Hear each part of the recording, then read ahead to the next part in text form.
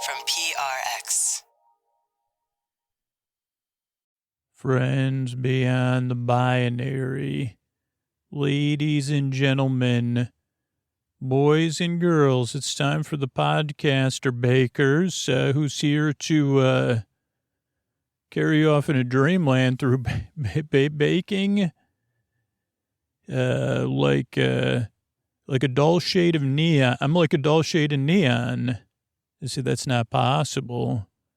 I say I'm someone who's attempting to create a dull shape of neon with his words. And you say, well, why would you even do that?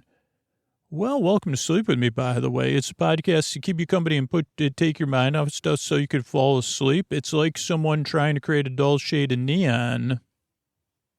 In the sense you'll say, well, how's it work? Well, the show kind of works by me just talking to you in a friendly way so that you feel like you have someone around who's there for your benefit, talking for your benefit, not talking at you or with you, just talking near you about almost nothing to begin with. And then eventually I'll start recapping an episode of Great British Bake Off, but it'll take me about 20 minutes to get there. So that you could barely pay attention to me, or you could pay attention to me, or you could just hear me in the background. So your mind is comforted and distracted so you could fall asleep. That's the best explanation I could come up with. But I think a more apt explanation is, yes, like someone creating a dull shade of neon. You see, can you see how contradictory that is? By definition, a neon color. Okay, whoa, boy, I didn't even realize I'd poorly explained myself. A neon, like neon sign versus neon colors from the 1980s, because this episode, the Bake Off we'll talk about eventually, is about 80s week. So, yeah, maybe I could cover that. I said, wait a second, no wonder you're so confused by a confusing podcast. I don't know my neon from my neon from my neon. So, great observation, everybody. That said, Scooch, you're confusing me. You're talking about neon shoelaces and neon paints, but you were I thought you were talking about neon signs. Of course, a neon sign could be a dullish color, but you are right. Neon paints, by definition. And I say, yeah, we'll get to it. Welcome to Sleep With Me again. If you're new, so good to have you back. If you're new, just kind of see how this show goes. It's meant to ease you into bedtime, and eventually you fall asleep on your own, kind of. I'm just your company. So just see how it goes. I'm really glad you're here. What we got coming up is support, so paying for the show is optional. Then a long meandering intro meant to ease you into bedtime. And then we'll cover episode 7 of this season. We've been covering the Great British Bake Off. And I think that's it. I'm really glad you're here. Work really hard. And we really are able to be here because of the people who benefit the most from the podcast who opt into the show. And you're probably hearing me in other places say, hey, if you are one of those about 20,000 people who've listened to the show for years, who listen to multiple episodes a week, like 3, 4, 5 episodes a week, who listen all night long, who love the show, this is the time to opt in to support the show back so we can continue to be here for your benefit and all those other people that listen too. And it's cool because it's you become a part of, and everybody gets to be a part of the show passively if they want to, because of the people who opt in to actively do that. And even a lot of the active people are like, well, I'm a passive active person. Kind of like my description of neon. You say, I'm confused again. So I'm glad you're here. And here's a couple ways if you want to opt in that you could. Sleep With Me podcast is brought to you by Progressive Insurance. Do you ever think about switching insurance companies to see if you could save some cash? Progressive makes it easy to see if you could save when you bundle your home and auto policies. Try it at Progressive.com. Progressive Casualty Insurance Company and Affiliates. Potential savings will vary. Not available in all states. Hey, everybody, it's Scoots. I'm talking about tonight's sponsor, Helix Sleep. And if you don't have a Helix mattress in your life, you got to think about taking the quiz at helixsleep.com/sleep. I've been sleeping in my Helix probably longer than you've been listening to this podcast. And I love my bed so much. I have a move coming up, and I'm trying to decide because I have to move in a couple different stages just due to things outside of my control. And I know I'm going to be in my apartment, but most of my stuff's going to be gone. And I'm like, should I keep my Helix there and then buy another Helix for my next destination? Or should I pay to have that Helix moved, but I don't want to be without it because I don't think I'll be able to sleep without it because I love sleeping in my Helix. And I know it'll be super easy if I take the Helix quiz at helixsleep.com/sleep. Maybe my needs and feel preferences have changed. So I could see what my options are. I could choose between a Luxe mattress, a Helix Elite, or just, whatever comes up in my search. I know I'll have choices. So the question is, do you have that kind of relationship with your mattress that you don't want to be without it? Because if you don't, what are you waiting for, right? You could have a Helix shipped straight to your door free of charge and get testing it out. But the first thing you need to do is just take that quiz because Helix has you and your needs in mind, your feel preferences.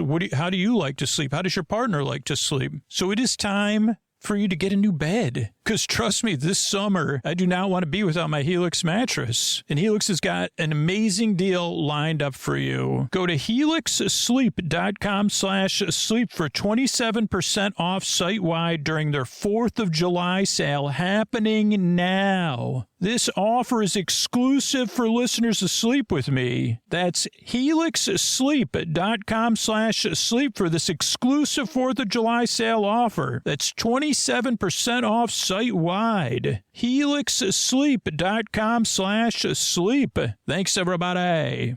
Hey, everybody, this is Scoots looking for a specific group of regular listeners, not new listeners, not occasional listeners, not people just going through a tough time. Regular listeners whose Sleep With Me makes your life better. Have you been listening longer than 6 months? Well, that means we got something special going on. We got an intermediate length relationship, right? And the show has become a part of your life. We built Sleep With Me Plus with that in mind, right? Regular listeners, people who have maybe thinking about a longer term relationship. Sleep With Me is month to month. Sleep With Me Plus is month to month. So you could always cancel at any time. You could even do a free trial, kind of like, the first date. Try it out for 6 days. If it doesn't work, cancel it. But Sleep With Me Plus exists so the show can be here. So if you're still listening 6 months from now, 1 year from now, the podcast will still be around. So if you're able to, and you're like, yeah, I've been listening for 8 months. This podcast does make my life better. I think I could support it for another 3 months. And then if I stop listening, I'll cancel. If that rings true to you, support the show at sleepwithmepodcast.com/plus. But I do count on you, if you're listening and hearing me right now, not to wait and say, well, let me see in 6 months. Because right now we're trying to make sure we can make the show for the next 6 months and make sure it's out here in the public in a free ad-supported feed, listener-supported feed for everybody to benefit. But it's only when people that really value it support it back. So please consider it. sleepwithmepodcast.com/plus. Oh, Mystery Bard. A lot of people help out on the show. Who are they? Posty poster son sounds like an earful. Wrote the theme song. Edits episodes. Carl W. the legend. Also edits episodes. Ashley, Kenny, Scotty, Jennifer. Runner. Eric and the team at Astound are on the website. I am the Mystery Bard. I do the lullabies, yeah. I do commissions at JonathanMann.net. I'll write a song for you. Any reason at all. You can tell me the story and I'll make it personal. You see the kindness shine straight on through when the listeners form their own Facebook group. Keith, Stacy, Sarah, Julie, and Jennifer. These are your moderators. Get support dear Scooter on Patreon. Buy the merch and support the sponsors. You can find anything you want at sleepwithmepodcast.com. And we're so proud that we could dance. Rusty Biscuit Lois, Anna like banana. Leah does the transcripts. Thanks, Mystery Bard. And don't forget, the most comfortable way to listen to Sleep With Me is with sleep phones. You can get Sleep With Me merch, Sleep With Me branded sleep phones at sleepwithmepodcast.com/sleep phones, and use Sleep With Me at checkout to get $5 off your order. The only way you can get the Sleep With Me merch editions is sleepwithmepodcast.com/sleep phones. Thanks, everybody. What do you say we slow it down and get on with the show? Hey, are you up all night tossing, turning, mind racing, trouble, getting to sleep, trouble, staying asleep? Well, welcome. This is Sleep With Me, the podcast that puts you to sleep. We do it the bedtime story. All you need to do, or could do, is get in bed, turn out the lights, and press play. I'm going to do the rest. What I'm going to attempt to do is create a safe place where you could set aside whatever's keeping you awake. That could be thoughts on your mind, confusing thoughts about neon, or thoughts from the day, thoughts about the past, present, the future, thinking thoughts, as we call them, thoughts about thoughts, thoughts and things. It could be feelings, anything coming up for you emotionally related to those thoughts, or feelings that are just there or just coming up, making an appearance. Physical sensations, changes in time, temperature, routine, travel, guests, work schedule. You could have something coming up. You could be in the middle of something. You could just be getting over something. Whatever it is, the most important part of the show is letting you know you're not alone. And what do you mean when you make a podcast? What do you mean I'm not alone? And I said, well, there's a lot of other people listening right now. And I make the show. I have trouble getting to sleep, staying asleep, trouble waking up, whatever, all those things. And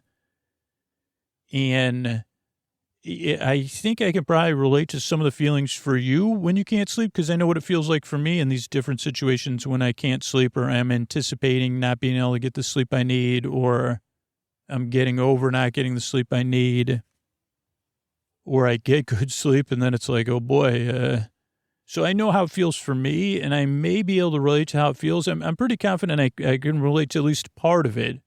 But you say, no, you don't know me. You don't know what I'm going through.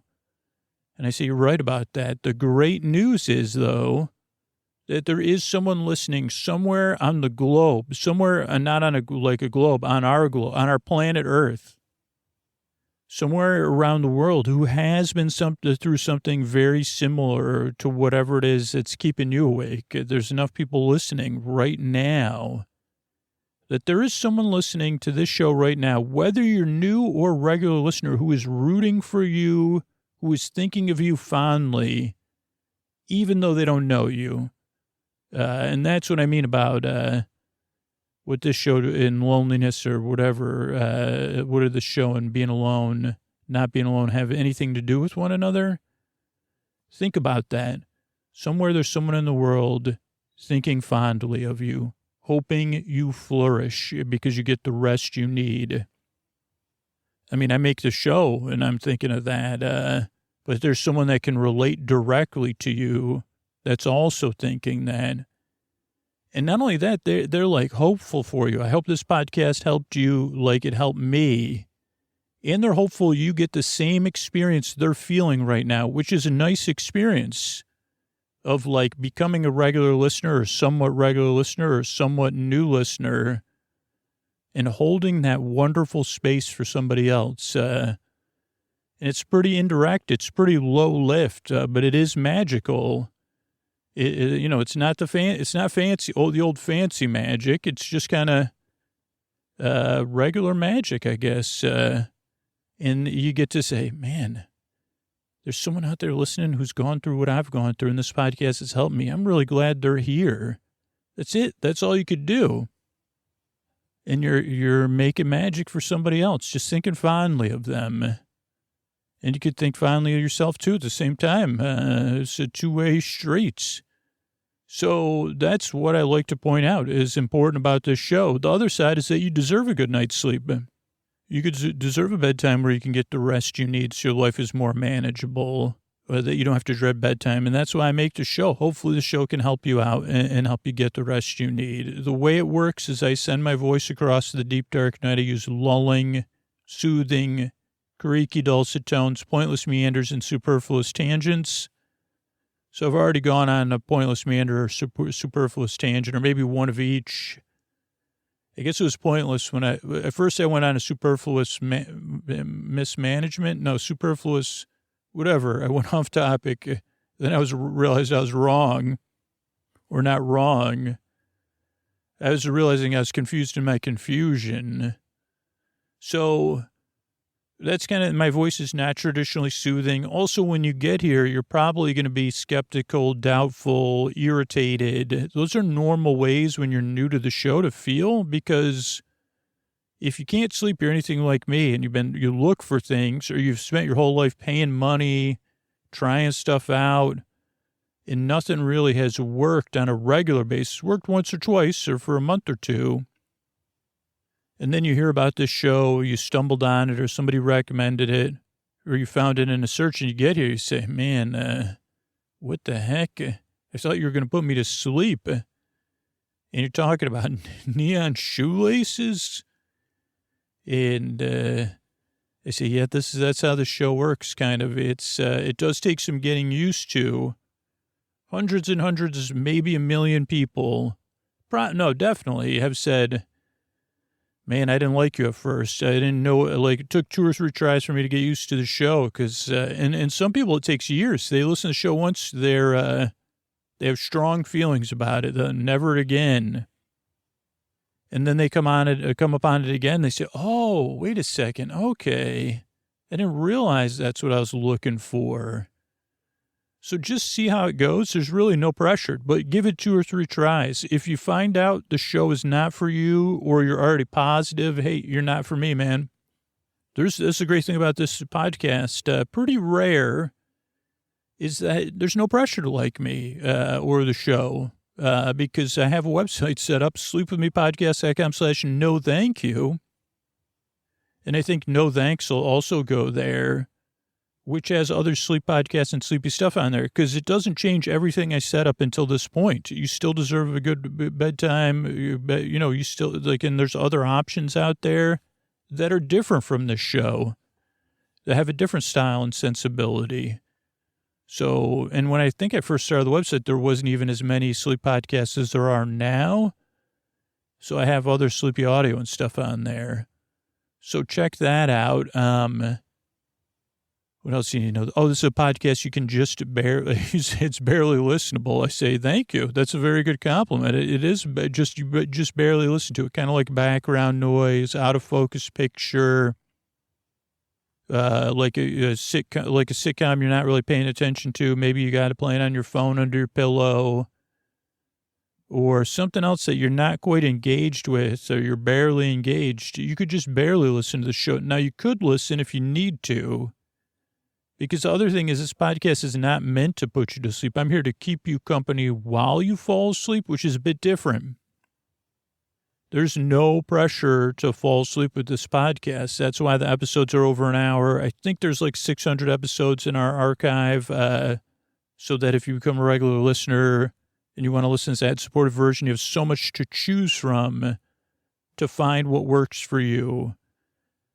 Or to test everything out. We're consistently putting out different styles of shows, too, because this show is meant to keep you company while you fall asleep. I'm just here to be a distraction, because there's people who are listening who cannot sleep at all, or who need a break during the day.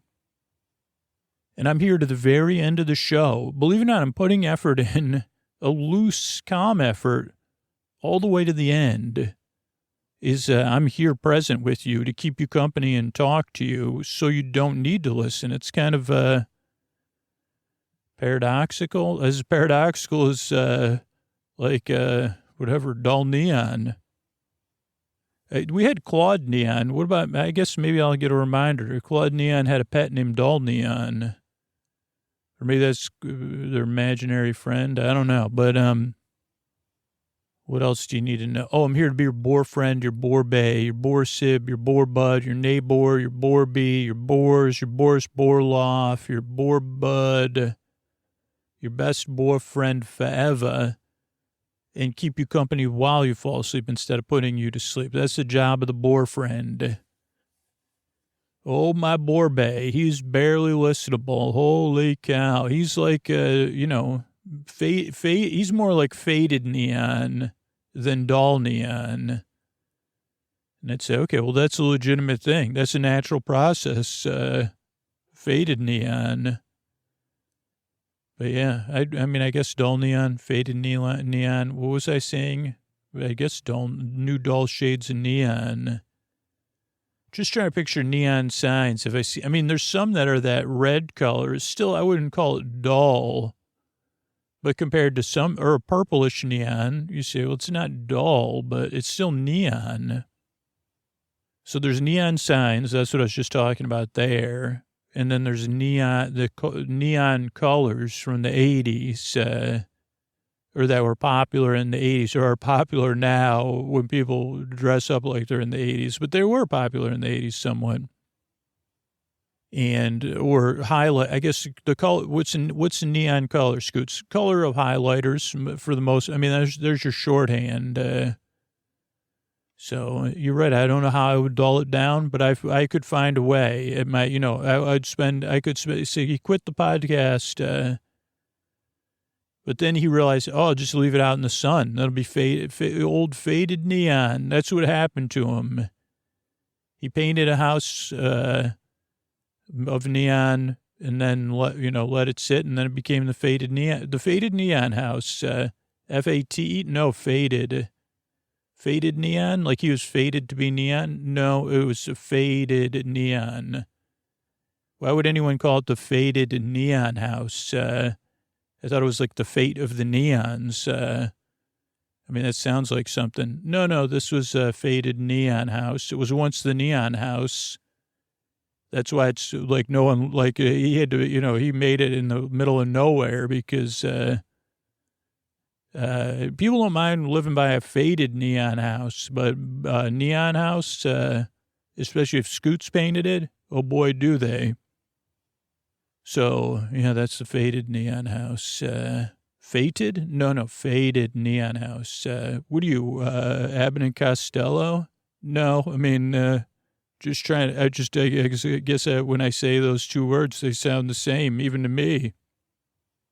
But I'm picturing my house that was once neon, that is now faded.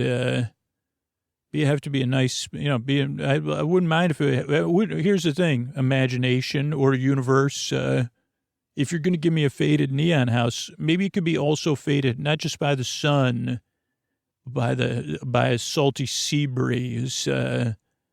I'd like that. I mean, if I'm going to be living there, you know what I'm saying? Like, fits my, I mean, doesn't fit. I could create I could find a way to make it fit my style. Would you be crusty if you lived in a faded neon house? Who lives in a faded neon house near the sea? Scooter does. Yes, sirree.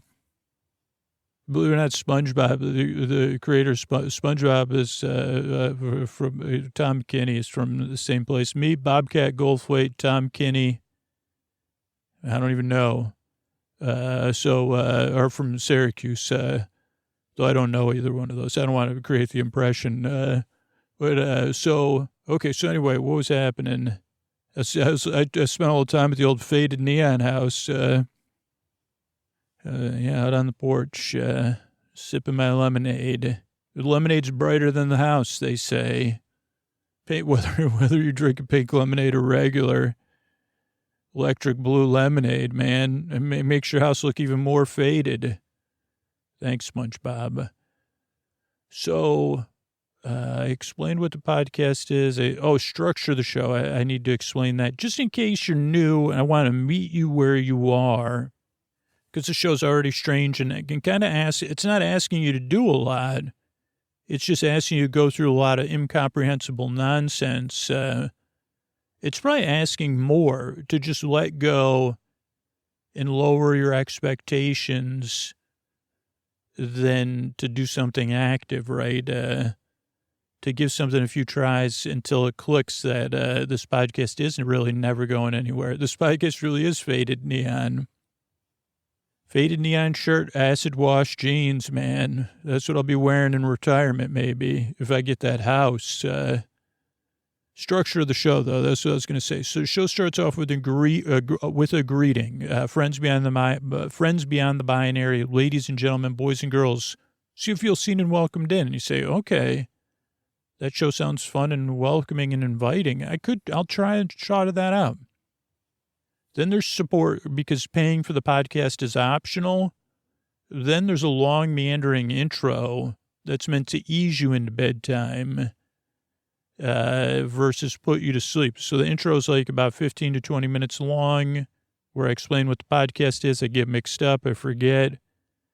You know, kind of like we've seen here. You never know what tangent the show's going to go on. So that's why the intro is new every time. It's a show within a show, separate from the support, where we just hang out and whatever comes up, comes up. But I follow a familiar structure. So you say, okay, it's familiar and reassuring, but different every time. So like I can't get used to it. Whatever it keeps me awake doesn't know what to expect. I expect Scoots to get confused about regular words, but I don't know which ones he's going to be confused about and then go on in-depth repetitive, you know. So it's a new well-worn path every time. Maybe that's a new catchphrase for the podcast. Every episode's a new well-worn path. So the show starts off with a greeting, then there's the intro. But the intro isn't just meant to introduce the podcast. It's meant to ease you into bedtime. Well, there's a percentage of people, a small percentage that fall asleep during the intro. Most people wind down during the intro. They get ready for bed. They do a chill wind down activity, or they're getting comfortable. Because that's just been what's shown to work, is to be eased into bedtime. If you're looking for something without the intro, just the bedtime stories, there's a separate podcast, free or ad-supported in every podcast app, called Bedtime Stories from Sleep With Me that you could check out. But most people, this is our hang time, and it eases you into bedtime, and then you fall asleep. Or could fall asleep. So that's what the intro is. Then there's support. Then there'll be our bedtime story. It's going to be a coverage of Great British Bake Off, episode 7. 80s week, I think, unless we did 80s week last week. Then it's Japanese week. But I'm pretty sure this one's 80s week. I recorded the intros in the episode on separate days because I want to be fully present for you. So that's the bedtime story. All told, we'll be here a bit over an hour. And I'm really glad you're here. Really appreciate you coming by, checking the podcast out, seeing how it goes. Couldn't do it without those of you that listen to the show and benefit from the show, whether you sleep passively or those of you that keep the show going, that opt in, that are a part of this. Never before. So it's like you really should feel good about it. If you're opting in to support the show, or you spread the word about the show, or support our sponsors, we're here because of you. So thank you. But we're also here for the new people, the people that need the show. And someone recently described it kind of like a family, like we're here to support you. So I'm really glad you're here. Myself and a team of people work really hard on this show. I just laugh because most people are like, don't necessarily believe that, but it's true. And I yearn and strive. I really want to help you fall asleep. Thanks again for coming by. And if you want to be a part of this, you want to feel like, yeah, I'm one of those people behind the scenes. My actions make this show happen, and a lot of other people are able to fall asleep to it. Like Team Faded Neon. Here's a couple ways you could be a part of this. Thanks. Hey, everybody, this is Scoots, and this is a message for anybody that wants to support the show, but you're not in a position to do it financially. You're a super listener, or you want free access to Sleep With Me Plus. You want to be a part of our Snore Squad, our Boar Bunch. I'm thinking of other terms. If you want to be a part of that, like be a part of the Boar Bunch, sign up for our referral program, sleepwithmepodcast.com/refer. If you can't support the show financially, please consider right now signing up for the referral program and then getting some referrals. You'll get access to Sleep With Me Plus for free just by referring people to the free podcast, and you'll be helping the show out. It would be way better if you join the referral program and help the show out through the referral program than say, you know what, Scoots, maybe one day I'll support the podcast financially. I could use your help as a Boar Squad, Snooze Squad, Boar Bunch right now. And, you know, we're doing fun stuff on there. You could get free access to Sleep With Me Plus. So if we have to make any changes with the free show, you got access to the paid version of the show. And all you had to do is put a little love and time into it. So if you love the podcast, but you can't support it on Sleep With Me Plus, don't put off supporting the show. Support it right now at sleepwithmepodcast.com/refer. And I can't tell you how powerful that is. Like you being involved right now in the future of the podcast versus, one day I'll support the show financially. I could use your help right now at sleepwithmepodcast.com/refer, REFER. Thanks. All right, bakers, it's time for another episode of Great British Bake Off, baking you off into dreamland. Trying to figure out all the titles for the show. Great British Bake Off baking show. Off into dreamland. We're doing Episode 7, 80s Week, Collection 8. It's Matt Lucas's first series or season. So, yeah, let's get this going here. It starts off with another funny. Okay, so we got the subtitles are on. And we get a little ET action. Fast goes by Matt. Oh, ET bike goes by Matt Fast. In the background with Elliot and E.T. Then we realize Matt's riding the bike as Elliot. He says it's 80s week, but don't take my word for it. And the whole is E.T. And they say, welcome to the Great British Baking Show. Then they even go into the sky via special effect. And we go into the tent for a preview of the episode. Ducks, sun-warmed. We see donuts, we see ice cream cakes, and we see that it's very warm. Always with stuff with ice, meltable stuff when it's the warmest day. So a lot of, it's not going to go well. So everybody heads into the tent after we see ducks in a pond. And everyone's already in no jackets.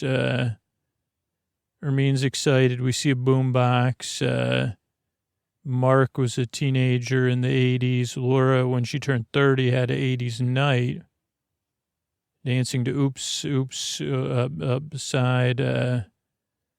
Ruffled cake, prawn cocktails, frozen packet meals. That's what the younger people are wondering about.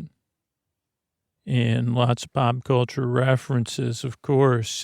Cool decade as they run through things. And Noel and Matt have a different view, like things, 80 individual quiches to start us off with 2 different savory flavors.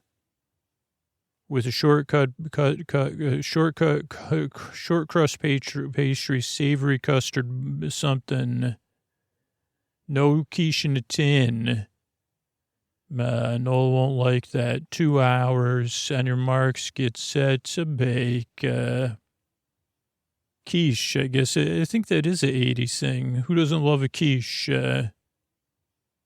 And Lottie's like, I don't remember quiches from the 80s. What's his name? Peter says it's like ancient history. Paul, though, loved the 80s. And Bruce says, yeah, this is a 80s classic. Quiche Laurent. bacon, onion, and cheese.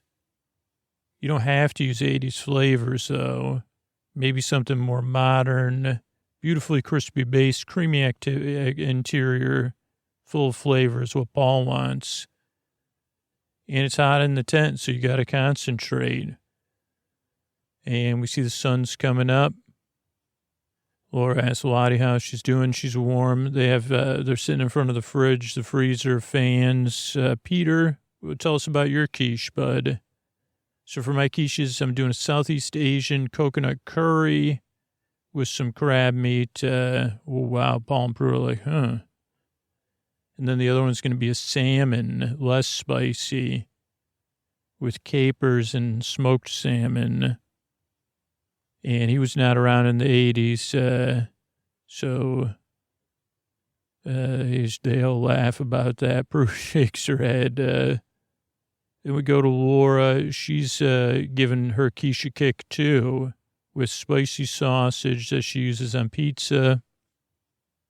And then a P1, PEA, which will be fresh mint asparagus. And she was just barely, Noel talks about Rubik's Cube, E.T., and now it's just, different. Phone home, they're laughing about that. Would E.T. have a mobile? Would he be swiping? Would he be zooming? What would E.T. be up to? So we talk about that. Next, we see Mark working on his shortcut pastry. I'm having trouble saying that today. Short texture, crumbly. Chill it down, man. How come they don't talk about slowing it down, cooling it down? Or means trying to make it, because you don't want your butter. You got to balance your butter. Pastry does not like heat. So put it in the freezer like Uncle Ebenezer. That song's from the 90s, I believe. It's warm in the tent. Fish, Mark's working with fish, which is not good to cook on a hot day. Cornish-inspired quiche. So Cornwall-style fish with a Cornish blue, smoked haddock, and... what about, they talk about bands from the 80s, altered images, and Matt seems to think music peaked in the 80s, and so they talk about time passing. Then we're 45 minutes in. It is hot in the tent, 28 degrees currently. Hottest day of the year, and now they're rolling out their pastries, and that makes it sticky when you got to roll it out. Then the fat will melt if you handle it too long, making it harder to shape. So people have their fans as they're working on them. You got to do a blind bake for a few minutes or 22 minutes with baking beans. You don't want the infamous soggy bottom. Hermine's not ready to bake her pastry yet. She's working on her veggies. She's like, yeah, I'm a bit behind, but I'm going to cook like I'm at home. I don't cook by time. I cook by love. Love cooking more than baking. So she's doing 2 classic quiches, spinach and mushroom, salmon and leek. Ooh, boy, that sounds good. With French Gruyere, mustard Dijon. She's French. She's good at cooking that French. She's good at cooking the French food, French style. So they talk about this, and she talks about family. Noel gives her a hard time. We go outside the tent again. Noel's pretending to drink for Matt, sound effects wise. People are sweating a lot. And they're like trying to use cold, towels around their necks. Hermine's pastry's frozen. Paul's watching over her shoulder. For some reason, Paul's not sweating, though. His armpits and his back are not sweaty. Okay, everybody else is trying to move on to the final part of the quiche, which is the custard part. which is like eggs and cream, coconut cream in Peter's case. Is that his name, Peter? And, this is how you make it interesting. Dave's going all out. He's doing an English breakfast, a scrambled egg custard base. Bruce's like, what? And Paul says, interesting. Scrambled egg in an egg custard. Why don't you just scramble the custard? So he's doing English, like one with hash browns and mince, and the other one, top sirloin beef and avocado. Very original. One's English breakfast, one's avocado and beef. Thank you. Okay, so people are working on he's scrambling his eggs, but he says, yeah, I like my idea. I'm going to go for it. And Lottie's cooking sausage. She's also making a full English, but she's using all of the traditional things. So hers is going to be a little different. So she's going to have and then she has a summer salad one. So beans, pudding, and sausage in there. And then the other one, beetroot, walnut, and goat cheese. Turns out people don't like baked beans. Those are really good, though. But no one, everybody's like, you're going to put beans in there? No one likes beans. Usually everybody leaves the beans behind. We say that's like one of the more parts you want for your breakfast. If you're going to have... If you have beans for breakfast, you're already ahead for the day, in my opinion. Okay, now Ermine's doing her blind bake. It's assembly time for everyone else. We'll get alliteration. Construction can commence. Or construction can commence. Yeah, coconut curry.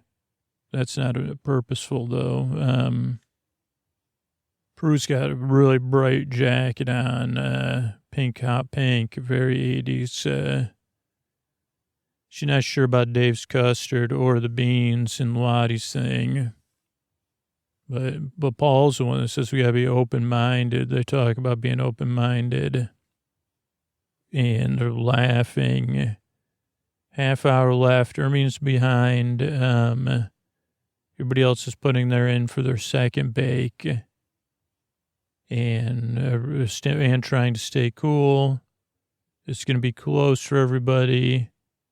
Don't want to splodge on the plate, Peter says. Ermine's blind bake is done, so she fills hers and then she puts them in. Not sure if they're going to get cooked in time, though. Lottie's bacon comes out burnt. Noel's dancing for Ermine. Everybody's trying to stay in front of the things. 10 minutes left. And, everything's starting to come out of the oven. Hermine's begging. Maybe you put up the heat. I don't know. Don't worry. Who knows? Lottie's bacon was supposed to be for decoration, but probably not going to work. Paul says, brilliant. 1 minute left, not long enough. So everybody's doing their final touches or taking them out, putting them in fancy things, making them as perfect as they can. And then the time is up for the, what are these quiches? Mark takes a big glass of water. And everybody's like impressed with each other's quiches. Okay, then we go outside the tent, go back in, baker's time, judgment time. They start with Lottie. Neat, cooked, lovely pastry, delicious. Prue does not, well, let's see what she says. Cooked underneath. And, there is a big difference when you get a good pastry like that. Lovely short pastry. I can almost taste it, Buttery, crumbly base. It was beautiful.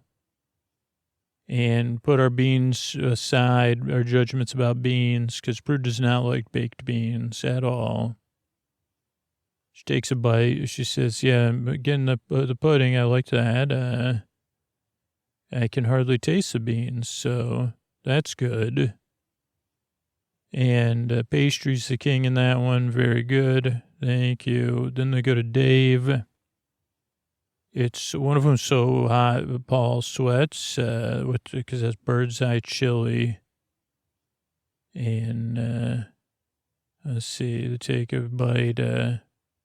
Paul's, yeah, he's wiping sweat off his forehead. Sorry if it's making you hot. It's, the paprika, cayenne, overwhelming. Heavy on the spices. And they go to the next one. Bruce not saying it. There is egg in there, yeah. I didn't know if that was a scrambled egg or the custard. I like the ideas of the spices in the pastry, but it's too strong. It does taste like a sausage breakfast. Mark's up next. His fish is delicious, they say. The smoked haddock. And they like it. More importantly, the crumbly and buttery pastry's good. Very, very good. Cod is beautiful on the other one. But if you're at a party, they're too similar, so you should have played two off each other.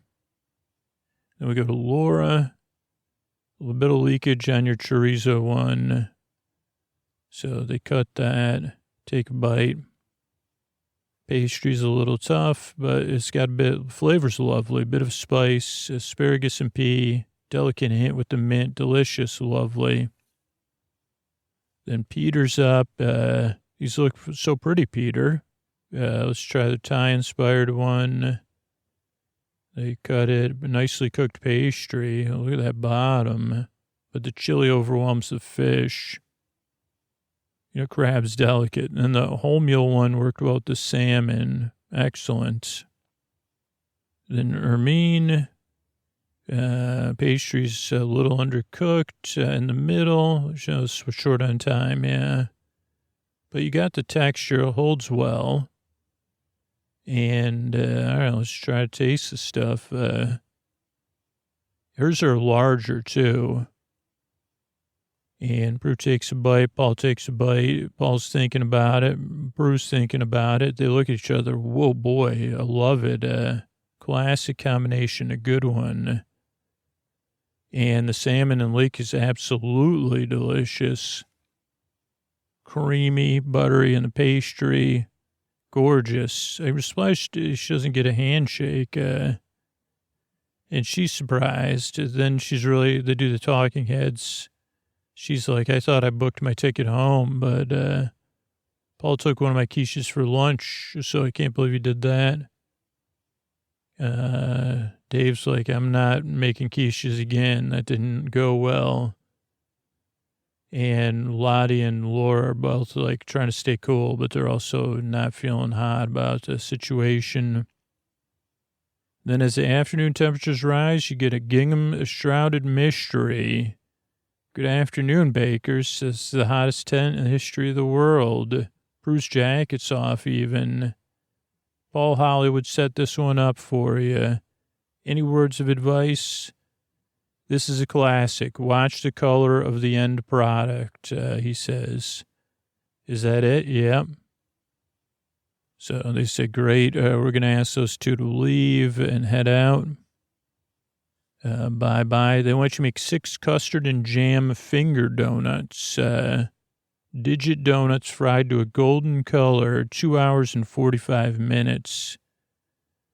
And how about our magic words? Izzy Wizzy, no, not those ones.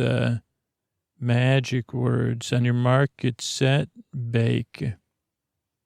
And so they have to do deep frying in this hot weather. I mean, maybe that's better than baking. I don't know if they also have to bake. What's his name? Has never deep fried before. So I guess like deep frying's not in their comfort zone either. Bruce says, this is interesting. This reminds me of the 80s. These are posher donuts and the round ones.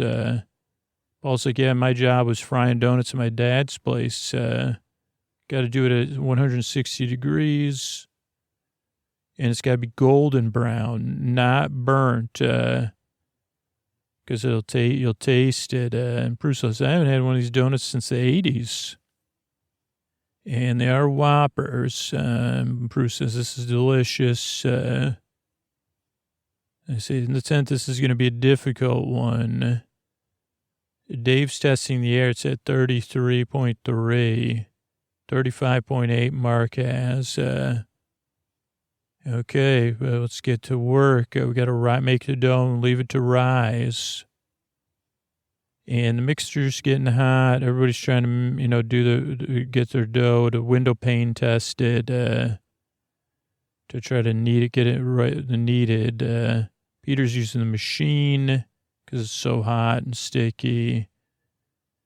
And Matt and Lottie are talking about sweating, and the cold chamois. They keep their necks cool. But that means water drips. It's unflattering because we're getting dripped with water. So everybody's covering their dough. Maybe I don't even need a proving drawer. It's so warm out. It's got to double in size.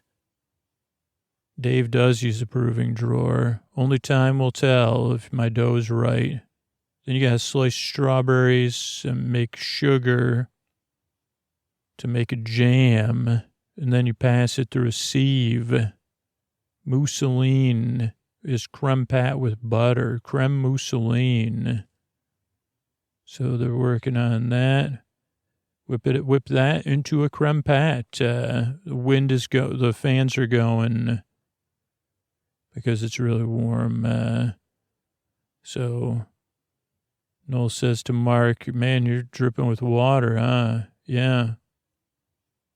And talk about fashion in the 80s, shoulder pads, leg warmers, Fame. That's cool stuff, man. The Cure, big jumpers, and the proving's getting done. Everybody's checking their proving. Dave's dough is not rising. So, but I don't know what I'm going to do. I got to take it out anyway. Then you got to divide your dough into 6 pieces. And they got to be a finger 15 centimeters in length. So they're doing some measuring. Is that like 6 inches? How long is 15 centimeters? And then they have a laugh about that. And then it's back to waiting. We need some music. How about some 80s music? Peter, you know any 80s music like Spandau Ballet? And Peter goes, no. You don't know any of those songs? People are having a laugh. Matt says, I guess I'm old. We see the sun outside and some wheat. 15 minutes left for the bakers. And more joking around, more like wet towels around people's necks, waiting for their heaters or their deep fryers to heat up. Whose idea was this? Deep fat fryer, 35-degree heat. Some people use the frying basket. Some people are dropping it in. Some people are using a separate like whisk thing. And it's about 160 degrees, 180. Maybe that's too hot, Dave says, because mine cooked in like 50 seconds. And it's got to be golden brown, right? Not brown. Oh, my goodness. Dave's are not the right color. Then people are trying to put sugar on it to cover up where things are at. So Noel's like, man, I'm really hot. He's not sweating much either, though. And he has a long sleeve shirt on, but it does seem like thin and breezy. Okay. And then everybody's trying to cool their pastries down before they put the mousseline in. Because that's a whole nother thing, using fans and everything.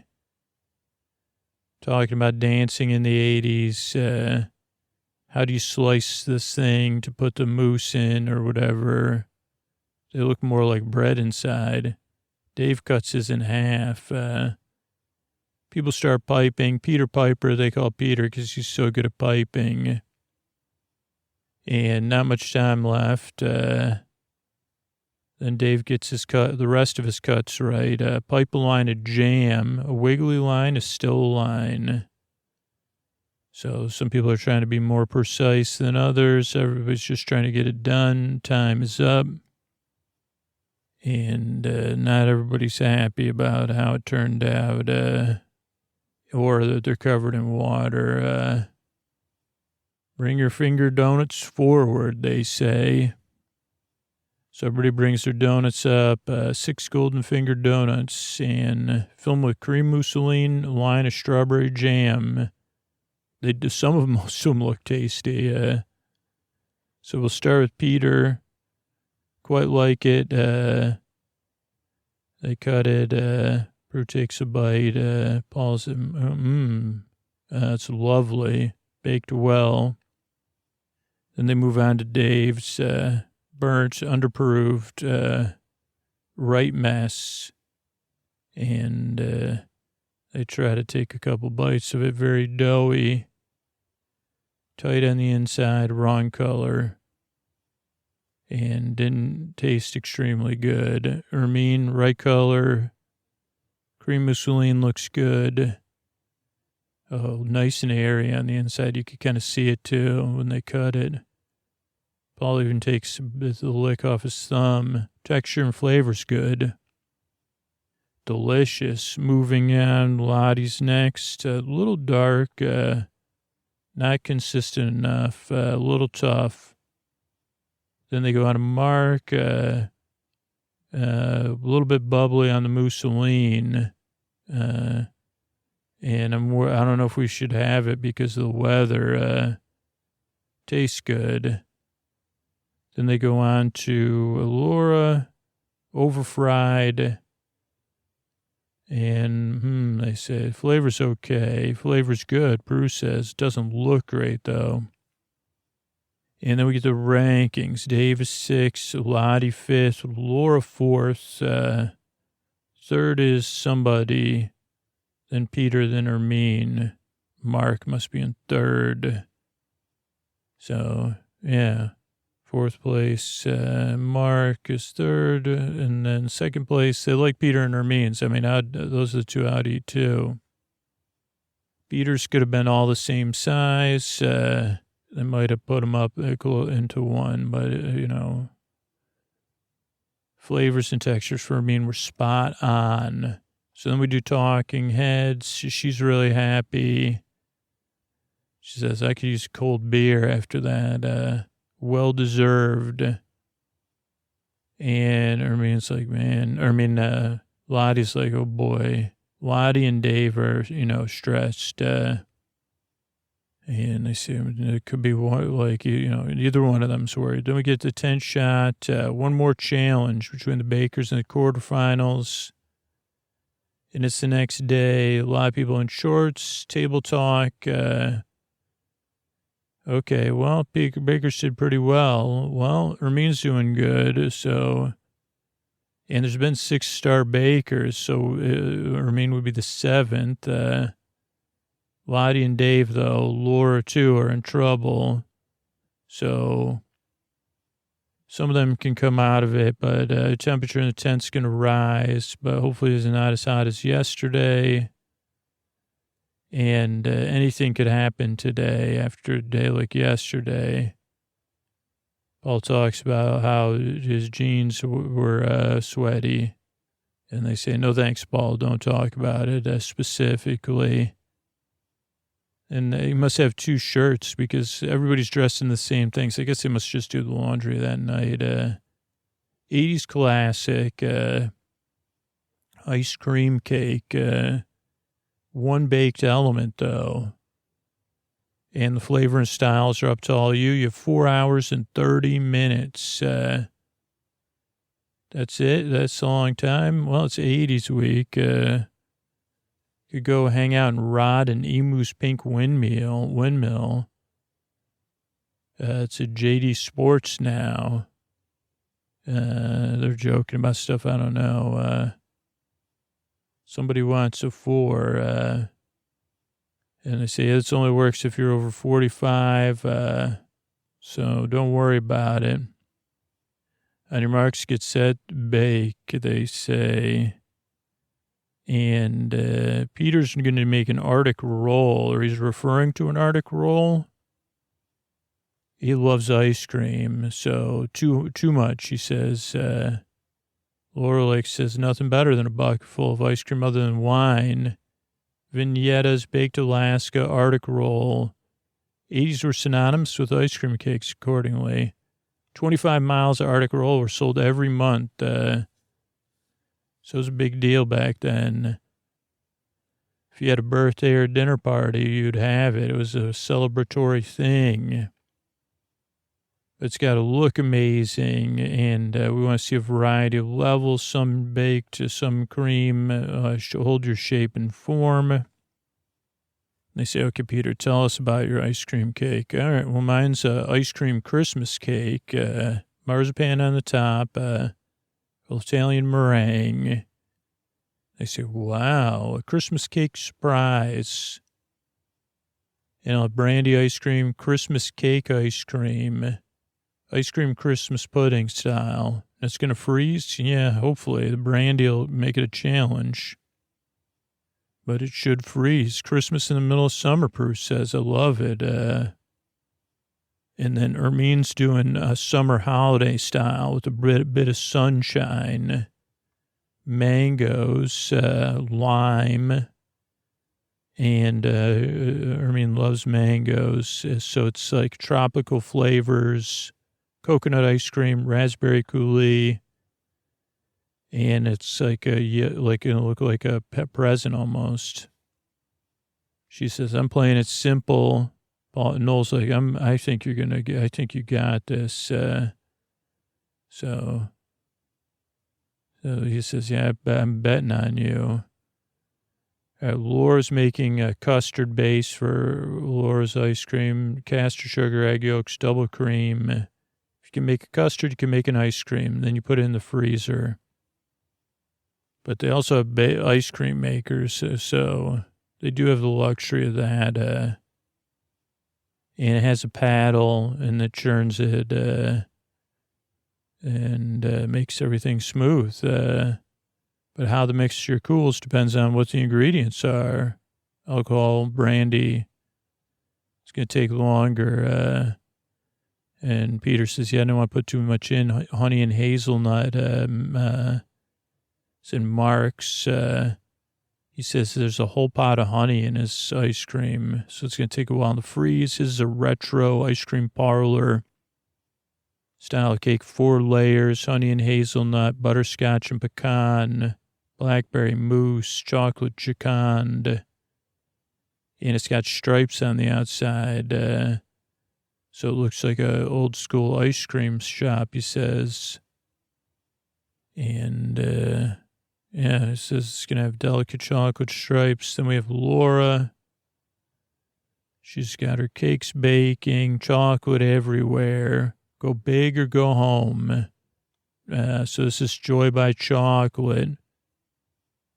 So brownie ice cream, salted caramel praline, chocolate sponge, chocolate ganache. She tests out her, whipped stuff by seeing if it pours. I'm mad it doesn't. Oh, Italian meringue. Okay.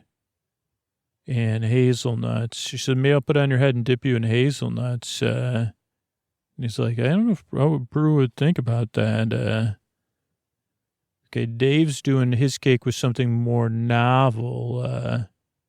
He says, yeah, if you're having a bad week, you got to pull it out of the bag. So he's going to pipe his ice cream on the top with only a small bit of decoration. Tiramisu, flavored almond liqueur, chocolate disc, chocolate ice cream, almond ice cream.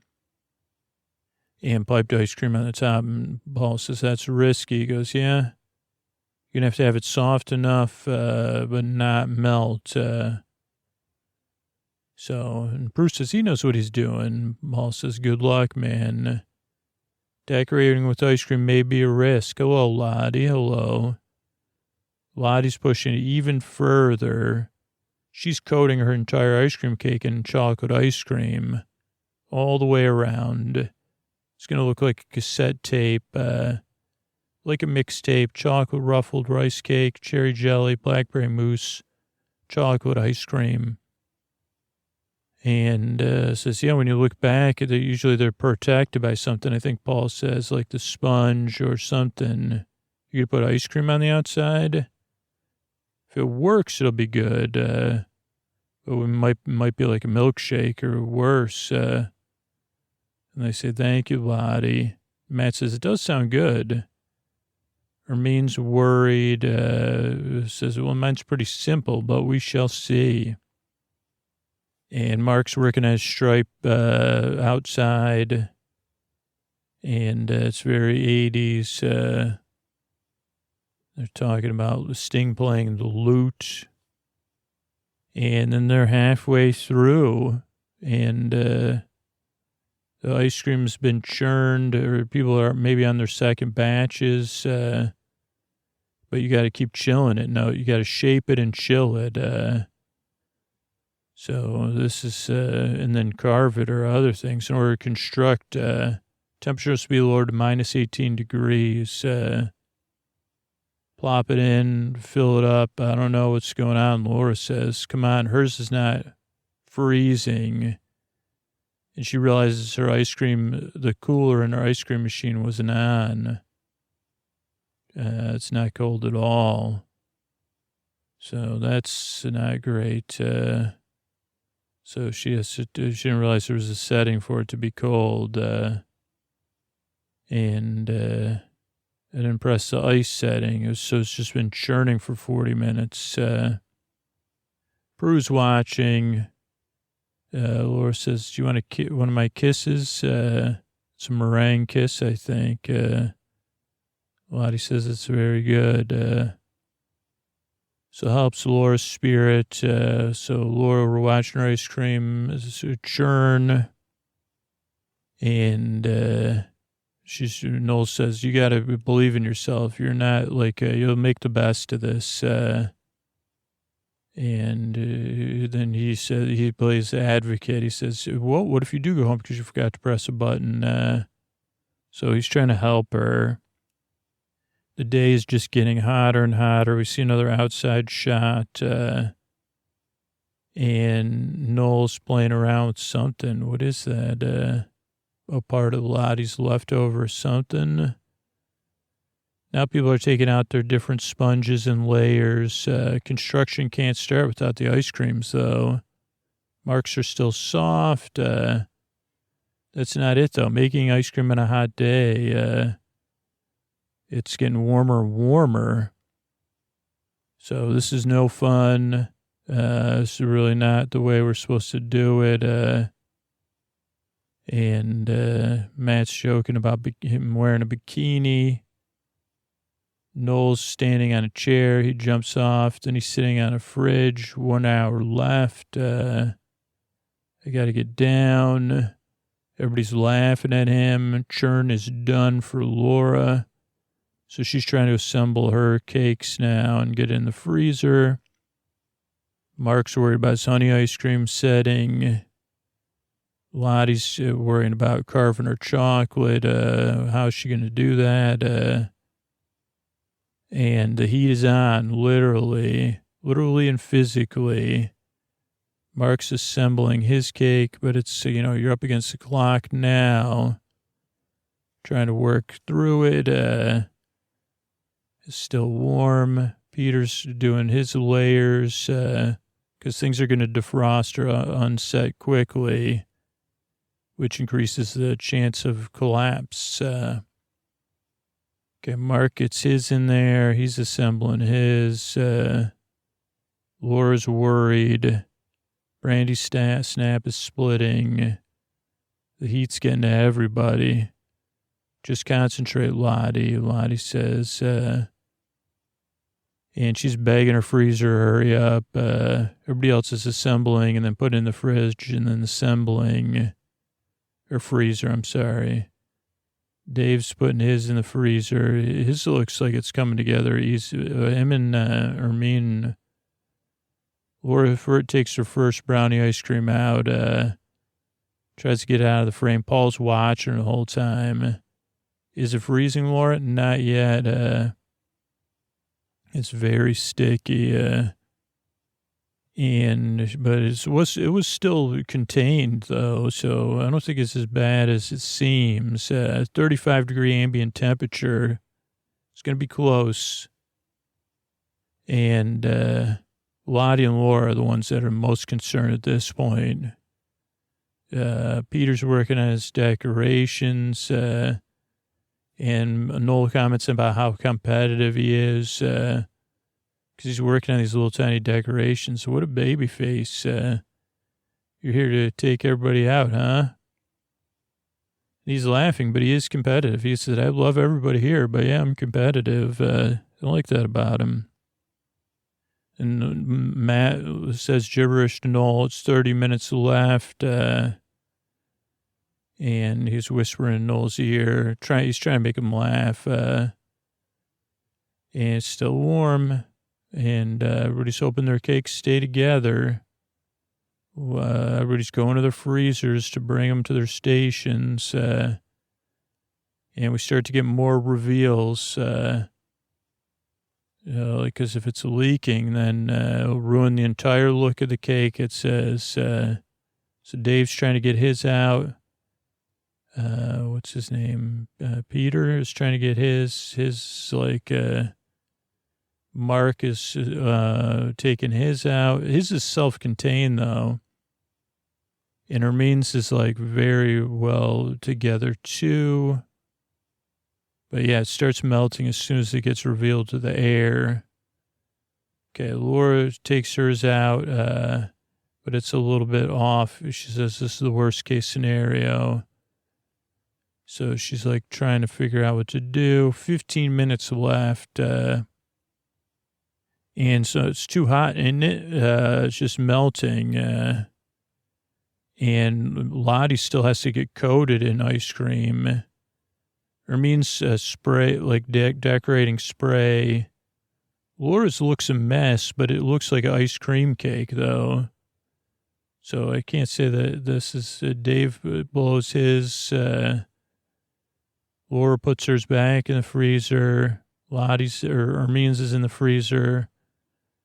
And Lottie's kind of in trouble because she's trying to coat her cake with soft ice cream in a hot room. So maybe if she had another time left, but 15 minutes is not great. So her and Laura, and then Laura's cake collapses in the freezer. We can hear it hit the side of the freezer or something. Paul's watching. She says, oh no. Hers is literally melting and falling apart. And she's really stressed. And Lottie says, check out my cake. Mine's dripping too. Hermine's cake looks like a piece of art, 80s art actually.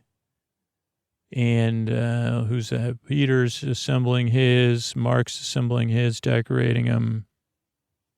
And so some people are trying, Dave's is starting to look nice. So a lot of them, different levels of success, we'll say. And I think it's just the exposed ice cream on the outside that kind of left everybody. Because, now some people have time, Hermine's still making hers look nicer and nicer. Same with Peter. So it's time for the judges to check it out, right? And low spirits with some people, Lottie and Laura, but they're still laughing. Gotta laugh or cry. Can't look. They must have taken them out and then they bring them to a freezer for the official freezer. Okay, so we see Peter's first. We see all the cakes. And Mark goes first. Bring up your showstopper. They're yeah, it's impressive. It's delicate, delicious. What do they say? Retro ice cream parlor. And his outside looks like it must be cake on the outside. Considering that's ice cream cake, it's impressive. Stripes. cake stripes on the outside.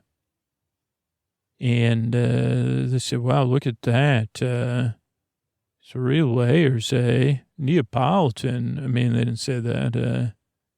They take a bite. Lovely mousse. Ice creams are delicious. Bottom one's not set. He says, yes, the honey.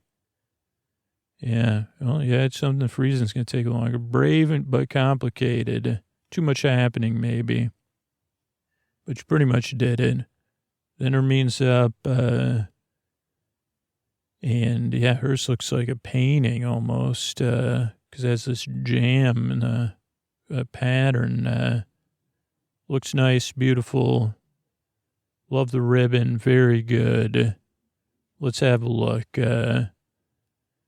Nice, neat lines. Biscuit down on the bottom, like shortbread. And they start taking bites of it. Bruce says, it's beautiful. Thank you. Well balanced. Mango and coconut together go to great. Anna can taste the difference. Breton's beautiful and buttery.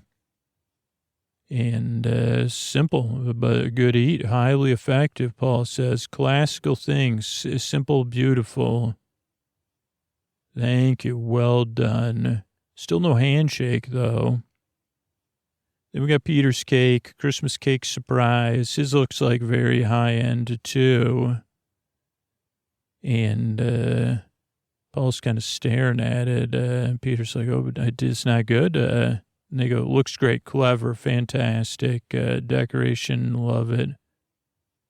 Let's have a look. It's actually hard for Paul to cut it. And it takes it out. Tell us about your flavor. Christmas cake, Christmas ice cream, brandy. They start taking bites of it. Peter, this is absolutely delicious, Bruce says. Very clever. And you managed to freeze it with booze in there, so that's cool. Flavors are neat. Cake's solid. Too solid. Too much fruit in there, Paul thinks. Because it's too hard because of the fruit. But it just doesn't work. Then they go to Dave. His looks like a tiramisu, so it looks like it says on the tin or whatever. Yeah, but they took a risk. Doesn't look the best. Maybe don't put the drops on top. And he says, I didn't want something too simple, so I tried to make it look fancier. But they take it out. They start scooping it. Textures are nice and lovely. Chocolate's nice and strong. Sponge is baked beautifully. It is like tiramisu, so... Doesn't look the best, though, but we like the flavor. So, okay, good. So he's in the middle there. Then Lottie and Laura don't want to go. Lottie's next. Hers is incomplete. And so she didn't get the tape. Paul just stares at it and underwhelmed. And did you know all the way? Poirot says that it wasn't going to freeze. And she goes, yeah, but this was a new idea. So, yeah, it wasn't a square cake tin, but then I had no way to hold it together. And it was a nice idea, just not easy to model, like cassette tape. And it would never work at this temperature, Paul says. Is it going to taste good? I hope so. Maybe there's still ice cream in there, hopefully. And did a lot of it melt off? Yeah. Okay, so they take a slice. They say, it looks nice.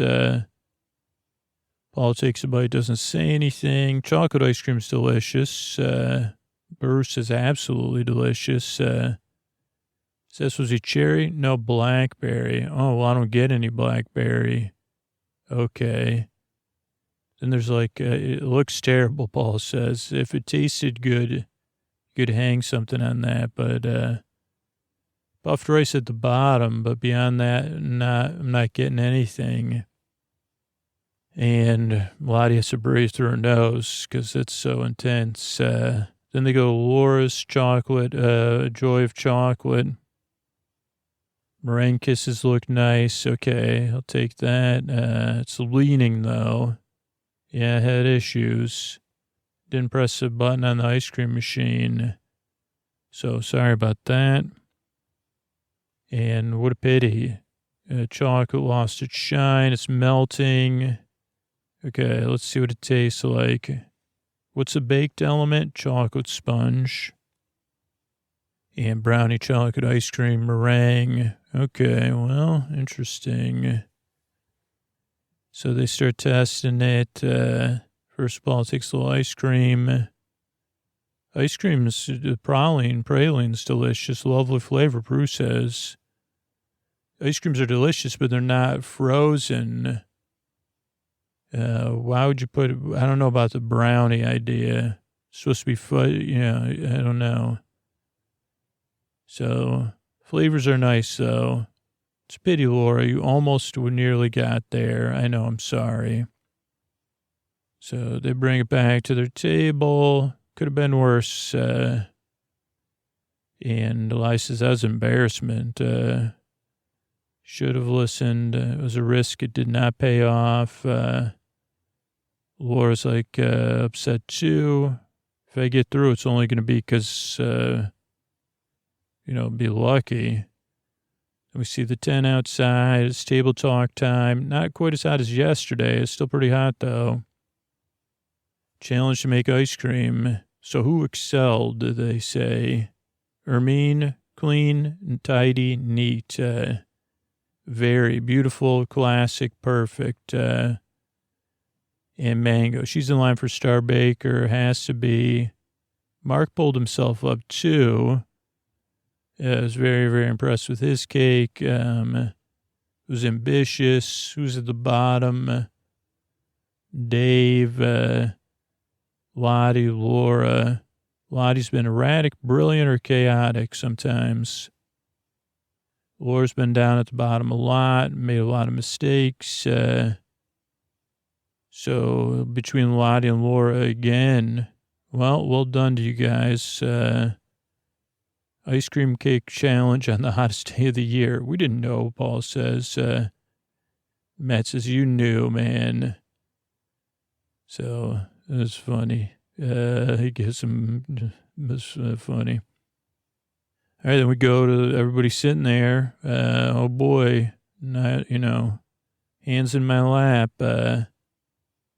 And Matt gets to pick Star Baker, or announced Star Baker this week. All of you have been Star Baker once, except for Hermine. Until now, congratulations. So everybody claps for her, well-deserved. And then Noel's got the job of saying who's leaving us. Puts his hands behind his back. It's tough. We're all buddies now. But person who's going home today is... And it looks like Lottie knew, kind of. They show Laura and Lottie, but Lottie kind of was smiling, like, and she says, don't be nice. They call her cat face. I don't know what that means. But they give her hugs. She's upset, though. She needs a minute. So she's like, it's a massive relief, but also, I'm gutted. So... not to be with everyone on the next cook, been amazing. Laura, stop crying. Don't take it away from me. Laura's got mixed emotions. Happy I'm through, but Lottie was a good friend. Beneath the sarcastic, tough exterior, she's kind of funny, lovely human being. So Laura's a little bit sad about that. I've lost Lottie. She gets a lot of hugs goodbye. And she says, I only had 2 outfits anyway. I've been wearing other people's clothes. She only packed 2 outfits, so got a handshake out Star Baker, so I'm chuffed. Maybe I can bake. Maybe I can. Then Hermine gets everybody's, Paul just pats her. A little bit less hugs from Paul and Peru. And Bruce says she deserved it 2 or 3 times before. It was just pipped by a tiny margin. Well done. Lovely to hear. Cherry on the icing, Hermine says. But as I always say, keep my head on my shoulder and keep going. Then her son kind of runs out from behind a hedge and gives her a hug from behind. It's very cute. And he goes, all right, did you hear? Are you happy for me? Yes, I'm proud of you. He gives her another big hug, and she's laughing. Very cute. And what better way to end and then to say goodnight than with a cute moment. Good night, everybody. Everybody, this is Scoots with a tuck you in message. So if you're still hearing me and listening to me, I hope this show is a part of your life and it brings you comfort even when it can't help you fall asleep. Or maybe most nights it keeps you company, helps you fall asleep, distracts you, your boyfriend, you know. And if the show does make your life better, makes your life a little bit easier, even in the depths of the night, like right now when we're just hanging out and plenty of episodes ready to go, I hope you'll consider supporting the show back. You know, Sleep With Me Plus is how we're able to be here night after night after night, and the listeners who support the show at any level for any amount of time, the show is a regular part of your life. And you could do that at sleepwithmepodcast.com/plus. And if you're chilling with me now today, why not try it out right now? You could try a 7-day trial, get all the bonus content set up tomorrow, see what you think, take 5-6 days. If it isn't the best way you've listened to the show, you know, there's an entire podcast full of ad-free full episodes. There's an entire podcast full of story-only episodes. Those also don't have ads. And then there's a bonus podcast full of really, really cool stuff. And if you're a boyfriend or a boy best, you also get a podcast full of all-night episodes and all intro episodes. So please think about it. If you say, no, I can't support the show right now, I could still use your vote, yes, to keep making the show. Because just moving on from this message, if you're listening to me and you're saying, no, I'm not going to do anything, that's a no for me to keep making the show. And that's just a reality. The show is at a point right now where without the support of the listeners, we can't keep going. So if you can't support the show financially, you have 2 options. If you still want to be a part of something, you want access to ad-free episodes, you want the show to be here next year, the year after that, join the referral program at sleepwithmepodcast.com/refer and refer people to the free podcast. You'll get rewarded for it. Their lives will be better because you'll be helping them out. And it'll be a huge, huge boost to the show. It's way better to support the show through the referral program than telling me, yeah, one day Scoots will support the podcast financially, but now right now it just doesn't work. I'd rather you support the show right now through the referral program so we can keep making the show. So please consider that. Or just decide you're not going to support the show and fill out the form. You say, no, I'm not. I want you to keep making the show. Yes, I am a super listener. Yes, but I'm not. I don't want to support the show financially, and I don't want to do any, like, help out via the referral program. I don't want to help out, but I do want you to keep making it. And I have a good reason for it. You probably have a good reason for it. Fill out the form at sleepwithmepodcast.com/no thank you. Because if we get 1,500 people in the referral program and then 1,500 people or something that say, nah, I want you to keep making it, but I'm not going to support it. It says to me that I should find a way to keep making this free podcast, even if it's going to be tough, because there's people willing to spread the word about the show. And there's people who are willing to say, yes, keep making it. I'm not going to support it, but keep making it. It's important enough for me.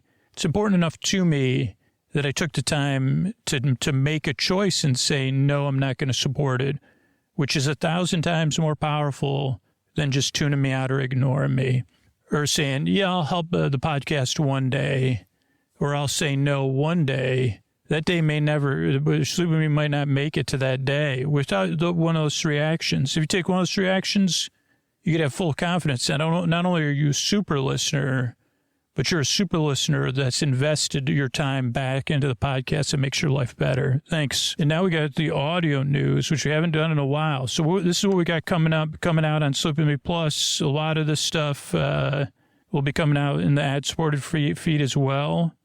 1357 was a balcony brick building episode as part of the Orlando Park Stop fundraiser for the Trevor Project.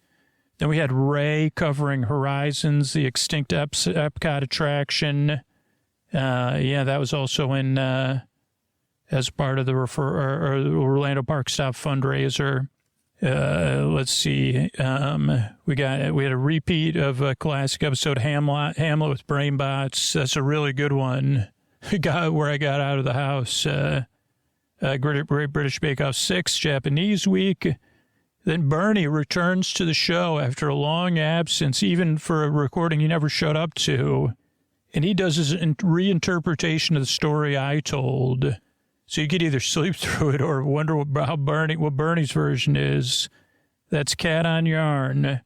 Then a classic TNG episode, Fistful of Datas, or Datas, you know. Then Bessos 11, Big Farm in the Sky, Bessos 11. Then something 2. I can't read my handwriting. Friend 2? No. Fox 2? Huh, interesting. An episode. Oh, Frankie and Victor, part 2. Then Jenny, the new username generator. One of my favorite episodes I've ever done. And then a 4th of July all-intro episode. That's what we got coming up. But we're also deep into subscriber summer. So if you listen on Sleep With Me Plus, if you're a Sleep With Me Plus subscriber and you're listening to this, one, if you ever need any help at all, just send an email to our support team, support@supercast.com. But also all those episodes are going to be in the ad-free full episode feed and the story-only feed. So all those are going to be coming out. What else we got? So if you're a Boar friend or a Boar bestie, you have the all intro all night feed. There's an all intro that comes out on June 5th, June 12th, the all night Boredom Institute episode. And they're called all nights, but they're around 4 hours long just because of the file sizes. We can't make them any longer than that. And then an all intro episode comes out after that. And then in the bonus feed, subscriber summer is in effect. So in the bonus feed, we got Posty 189 came out June 11th. No, not June 11th. June 11th, first subscriber summer episode, I think, comes out. Archie McPhee catalog. I think I read through 3 different Archie McPhee catalogs. Then Posty 190. Then Ray on a balcony in Anaheim. Holy cow, I can't wait for that. Right, Ray? And then either Frank episode 12 or episode 14, depending on which level you support the show at. So a lot of great stuff. If you support the show on Sleep With Me Plus and you're hearing this, thank you so much. Could not do it without you. Remember, you could always get a hold of support@supercast.com. Make sure you are either on our Discord or subscribe to the Sleep With Me Plus newsletter. You've gotten we've been sending out emails about it. And yeah, you can always reach out to me anytime through the contact form on our website. Anybody can. Can't do without all of you. I'm happy to be here to put you to sleep. And thanks so much for listening, and good night.